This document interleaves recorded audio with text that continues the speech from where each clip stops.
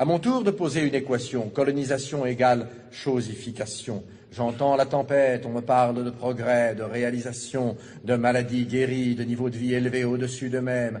Moi, je parle de sociétés vidées d'elles-mêmes, de cultures piétinées, d'institutions minées, de terres confisquées, de religions assassinées, de magnificence artistique anéantie, d'extraordinaires possibilités supprimées. On me lance à la tête des faits, des statistiques, des kilométrages de routes, de canaux, de chemins de fer. Je parle de millions d'hommes arrachés à leur Dieu, à leur terre, à leurs habitudes, à leur vie, à la danse, à la sagesse. Je parle de millions d'hommes à qui l'on a inculqué savamment la peur, le complexe d'infériorité, le tremblement, l'agenouillement, le désespoir, le larbinisme.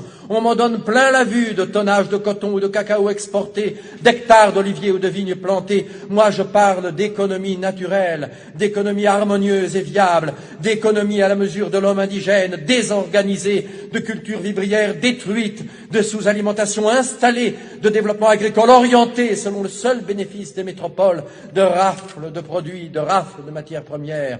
On me targue d'abus supprimés. Moi aussi, je parle d'abus, mais pour dire qu'aux anciens, très réels, on en a superposé d'autres, très détestables. On me parle de tyrans locaux mis à la raison, mais je constate qu'en général, ils font très bon ménage avec les nouveaux, et que de ceux-ci aux anciens et vice-versa, il s'est établi, au détriment des peuples, un circuit de bons services et de complicité. On me parle de civilisation, je parle de prolétarisation et de mystification.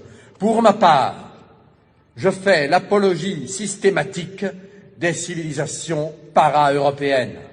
Chaque jour qui passe, chaque déni de justice, chaque matraquage policier, chaque réclamation ouvrière noyée dans le sang, chaque scandale étouffé, chaque expédition punitive, chaque quart de CRS, chaque policier, chaque milicien nous fait sentir le prix de nos vieilles sociétés.